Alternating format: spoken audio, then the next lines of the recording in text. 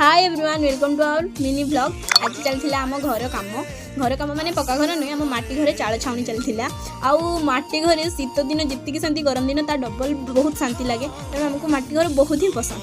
तापर माटी घर काम चलता आम बसलु खावाई आज खाइबार घुगुनी आउ चॉप। तापर आम तीन भौणी बसते खावाई कि आम घर छाई भूतुणी पागली सब लगे गरम प्रबल उधर आम तीन भौणी जा ठंडा पीलु लिपुन भाई। तापर आम जाइल गोटे कुनी झीर अन्नप्राशन को खावाई कि सेठी पापड़ मिठा दही सब थिला। घरे आसी मु तैयारी करथिली सिमे क्षीर मल्ले आउ एते जोर गरम होइथिला माने मोर पूरा बेहाल लेइथिली मु पूरा झाल बुडुची खाली।